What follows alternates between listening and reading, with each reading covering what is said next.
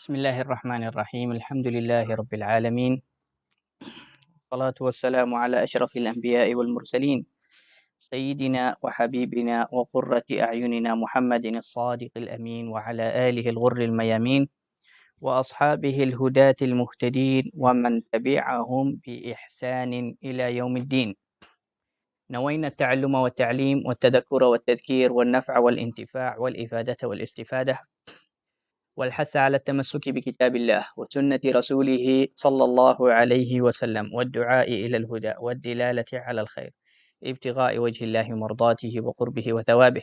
اللهم اغننا بالعلم زينا بالحلم واكرمنا بالتقوى وجملنا بالعافية. اللهم إنا نعوذ بك من علم لا ينفع ومن قلب لا يخشع ومن دعوة لا يستجاب لها. آمين آمين يا رب العالمين. أما بعد، Muslimin muslimat yang dirahmati oleh Allah Subhanahu wa taala, Assalamualaikum warahmatullahi wabarakatuh. Kita sambung insya-Allah kuliah kita yang sangat istimewa insya-Allah. Kuliah hadis berkitab Al-Jami'us Shaghir karangan Al-Imam As-Suyuti rahimahullahu taala. Jumlah hadis-hadis yang ada di dalam kitab Al-Jami'us Shaghir hampir 11,000 hadis. Kita insya-Allah akan baca dan mudah-mudahan insya-Allah kita dapat khatam kitab ini sebelum kita meninggal. Amin amin ya rabbal alamin. Hari ini kita baca hadis yang kita berhenti kepada hadis yang ke-6. Hadis yang ke-6, Rasulullah sallallahu alaihi wasallam bersabda, "Akhiru ma adraka an-nasu min kalamin nubuwwatil ula, idza lam tastahi fasna' ma syi'ta." Hadis ini sangat bermakna. Dia menceritakan tentang perkara yang terakhir yang masih dihafal oleh masyarakat manusia dari zaman Nabi Adam sehingga zaman Nabi Muhammad dan sehingga zaman kita. Yani ajib. Satu ucapan itu masih diingatkan, diingati, masih dihafal, masih ada di tengah masyarakat manusia dari zaman Nabi Adam, an-nubuwatul ula. Akhiru ma adraka an-nas, yakni ucapan atau ilmu atau perkara yang terakhir yang sampai kepada manusia di zaman Nabi Muhammad SAW dan seterusnya setelahnya. Dan perkara itu subhanallah masih dijaga dan manusia tidak melupanya dari zaman Nabi Adam. Diajar oleh Nabi Adam. Dahsyatnya perkara itu. Apa dia? Perkara itu diajar oleh Nabi Adam. Syith, Idris, Nuh, Hud, Saleh, Ibrahim, Ismail, Ishaq, Musa, Yunus, Zakaria, Yahya, Isa. Subhanallah. Semua Nabi-Nabi Allah mengajar di dalam syariat mereka perkara ini.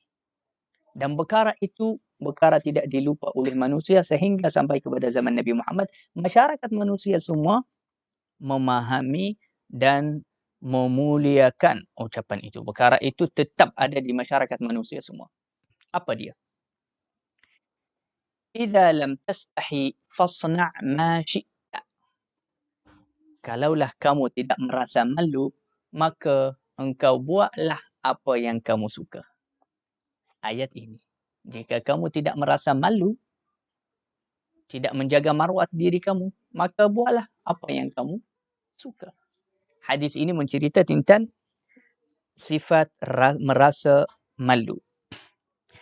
Dan ajaran ini, iaitu merasa malu, supaya kita tidak melakukan perkara yang memalukan atau melukakan maruah kita. Perkara ini disetujui dan diajar oleh para anbiya semua.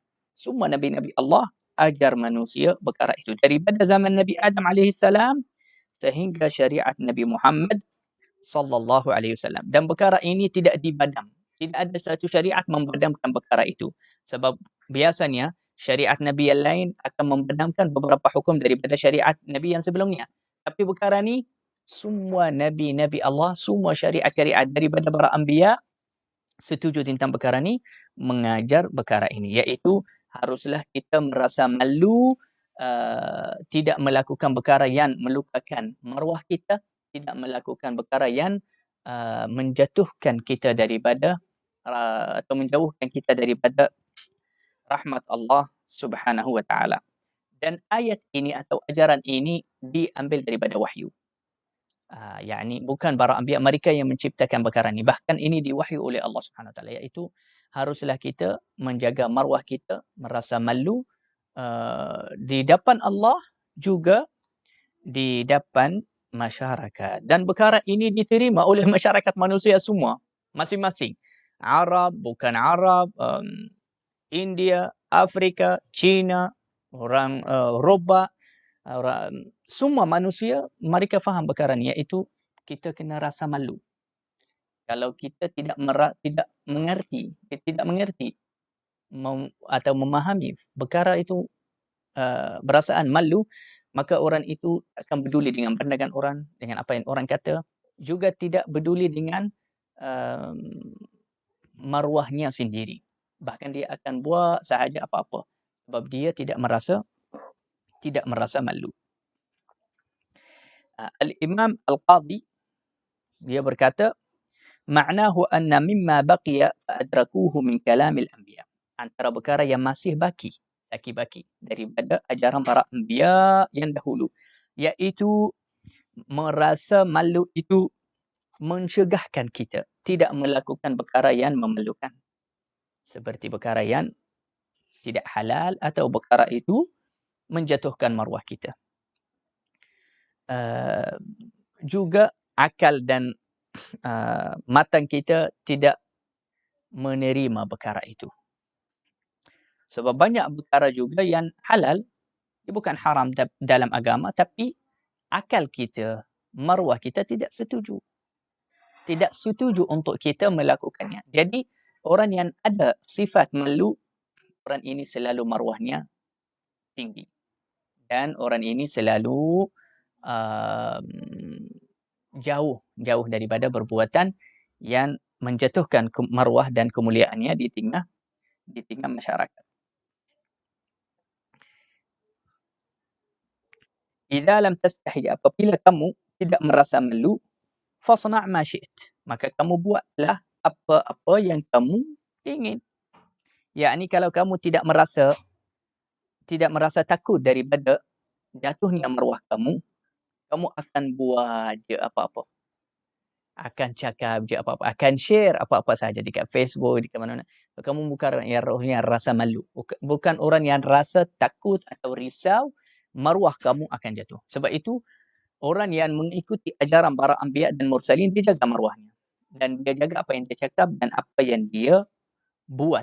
Dan dia jaga dia ada rasa malu. Dia ada rasa malu. Dan merasa malu itu, dia cukup untuk membuatkan orang jauh daripada benda yang haram, juga daripada benda yang tidak elok. Wa hadha tawbikhun syadid. Dan ini adalah teguran yang tepat atau yang kuat bagi orang yang tidak mengagungkan Tuhannya.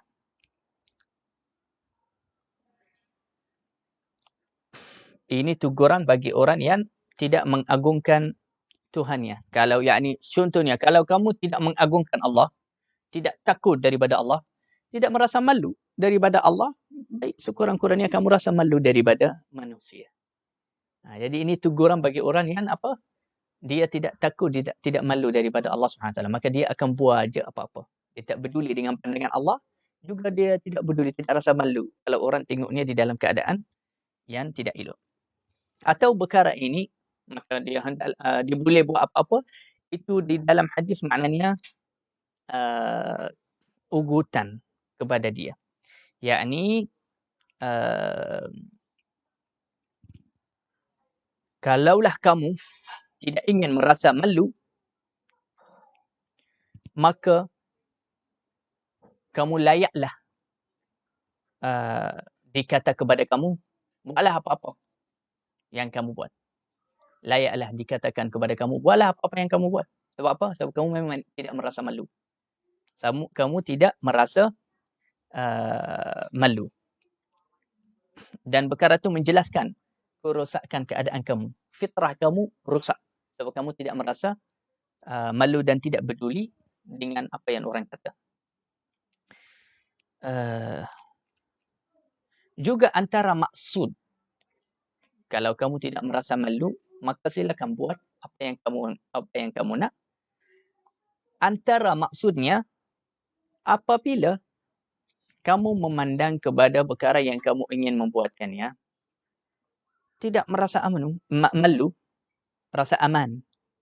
Rasa aman, maruah kamu tidak jatuh, dan perbuatan itu tidak melukakan maruah kamu, tidak memasukkan kamu di dalam suasana yang dipandang rendah oleh masyarakat atau oleh Allah Subhanahu wa taala, bukan kerana pandangan masyarakat saja, kerana kamu tidak melanggarkan agama Allah, juga perbuatan kamu sah, betul. Jadi kalau kamu nampak perbuatan saya betul, saya tidak melakukan haram, dan perkara ni manfaat, cuma ada bahagian orang yang tak faham dia, itu masalah dia, maka silakan buat. Kalau kamu rasa, ini antara makna hadis ini, antara maksud hadis ini, kalau kamu rasa perbuatan kamu disetujui oleh agama, disetujui oleh orang yang berakal, orang yang matang di dalam masyarakat, bukan orang yang bodoh. Orang yang bodoh kadang-kadang dia tidak setuju dengan perkara yang sah. Orang yang bodoh kadang-kadang dia lagi suka kalau kita buat merepek, kalau kita buat bodoh. Jadi kita kena bentingkan syariat Allah dan orang yang berakal. Kalau kita nampak perbuatan kita tidak melanggar agama Allah. Lagi satu, orang yang berakal, orang yang matang, hatta yang bukan Islam, mereka setuju dengan perkara itu. Maka buatlah, jangan rasa malu. Buatlah dan jangan ada kisah, jangan peduli dengan apa yang orang bodoh. Orang yang tak betul, orang yang tak matang, yang tak berakal, jangan berasan dengan mereka dan jangan risau untuk apa yang mereka kata.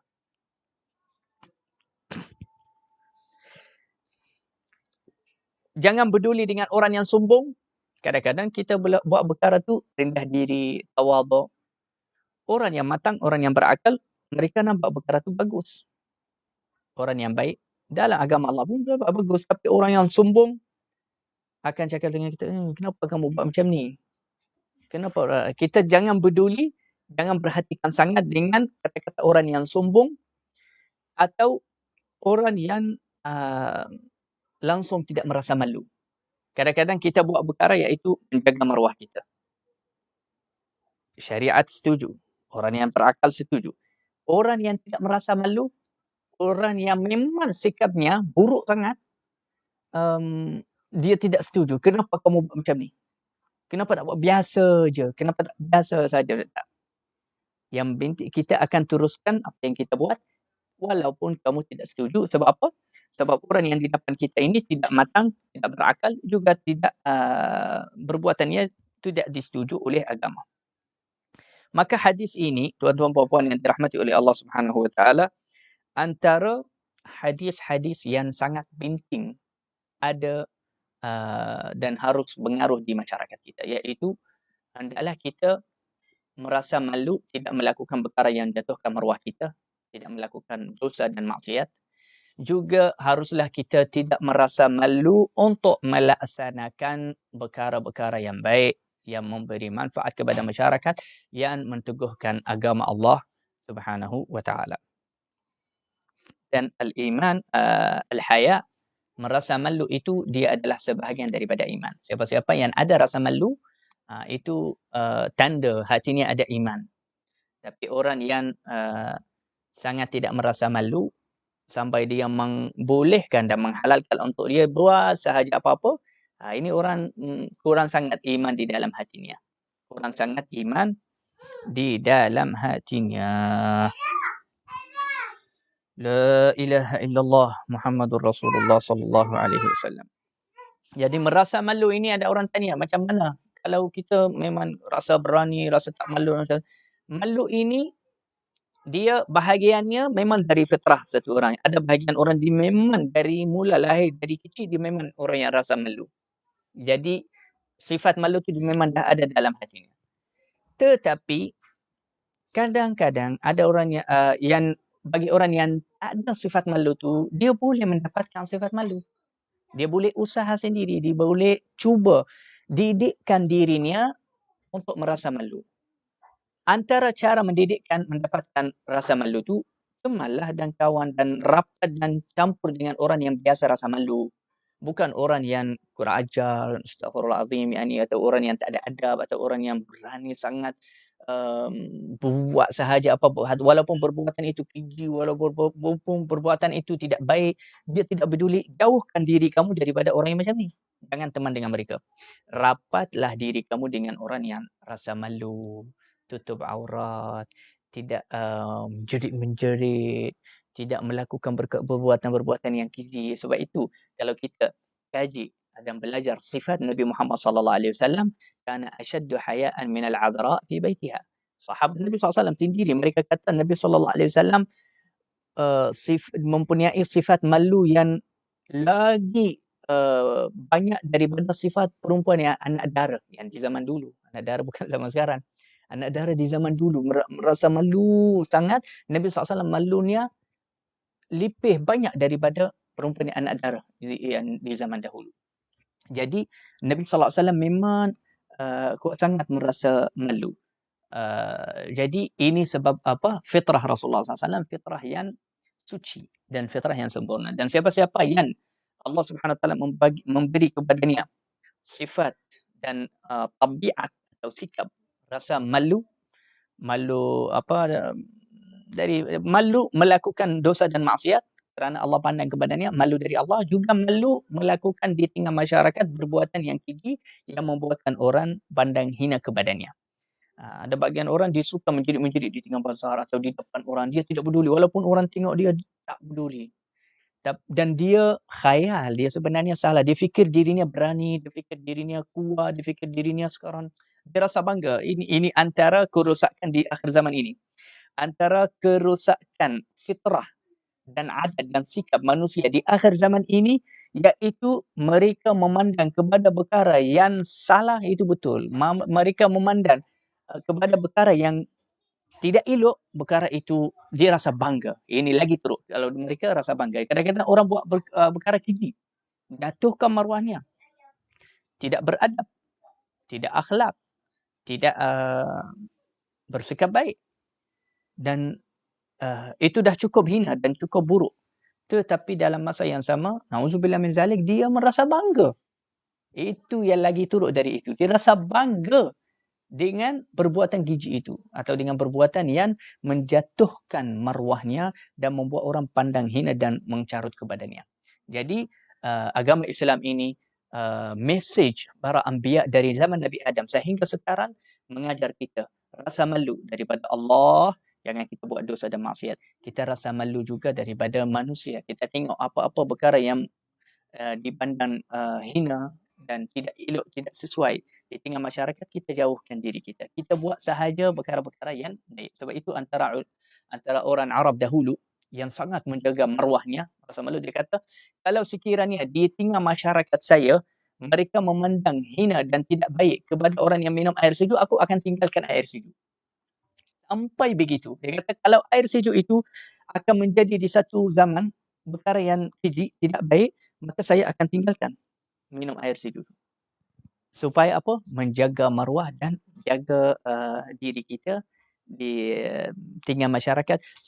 Kita memastikan dan menjaga pandangan kita di tengah mata, di dalam mata masyarakat yang umum. Ini antara ajaran para anbiya dan mursalin.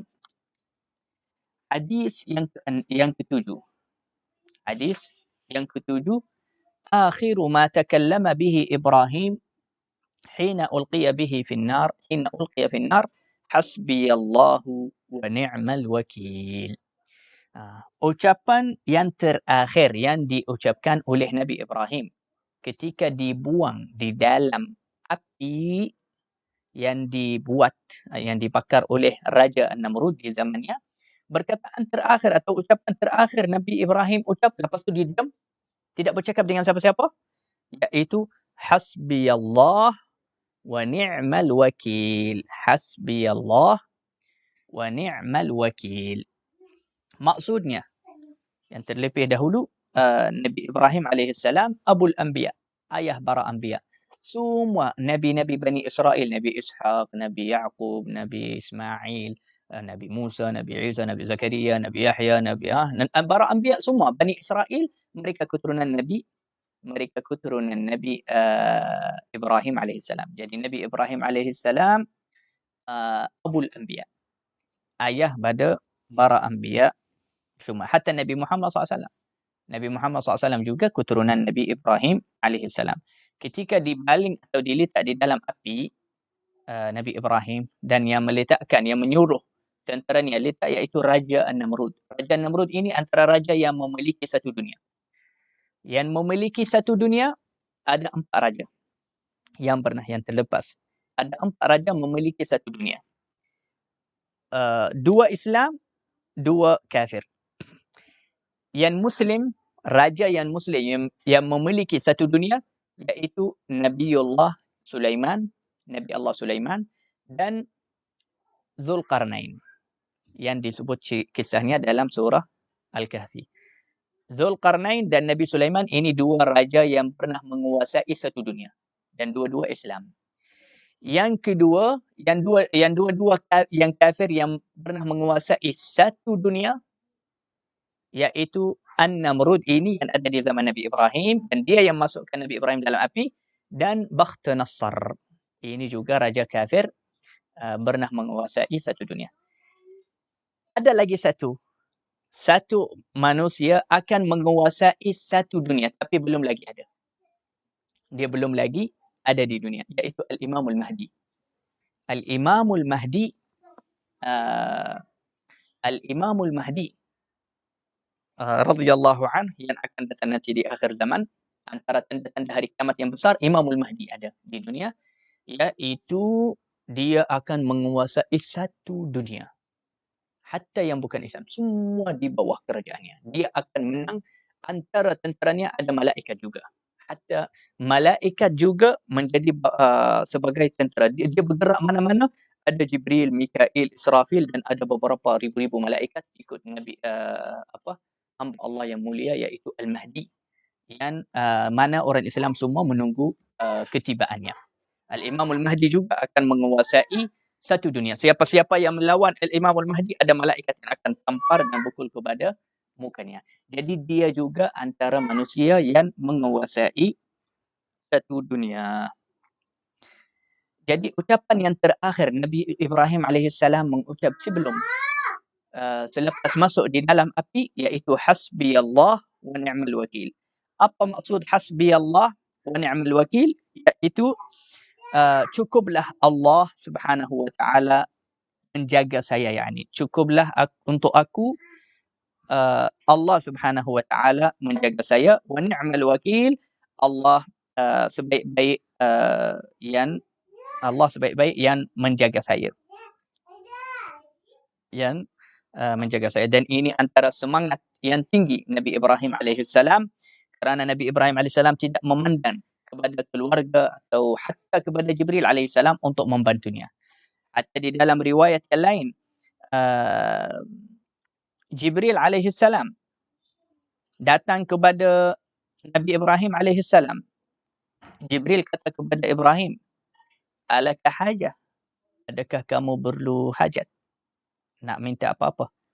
Nabi Ibrahim alaihissalam kata kepada Jibril, ini di dalam api. Ketika Nabi Ibrahim dalam api, dia kata kepada Jibril, kalau kepada kamu, aku tidak perlu. Aku tidak perlu kepada kamu. Saya tak ada apa-apa hajat dari kamu.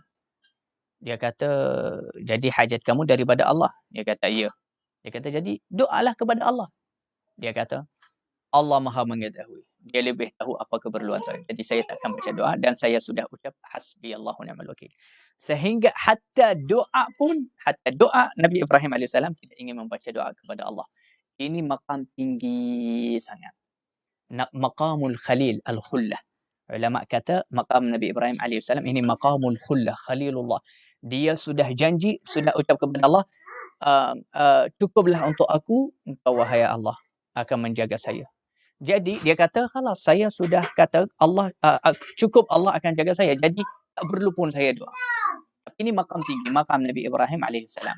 Dan Nabi Ibrahim alaihissalam menunaikan ucapan dia, maksud ucapan dia. Sebab itu Allah Subhanahu Wa Taala memuji Nabi Ibrahim di dalam Al-Quran dengan wa Ibrahimul ladzi waffa, dan Ibrahim yang menunaikan maksud dan makna ucapan dia, iaitu hasbunallah wa ni'mal wakil.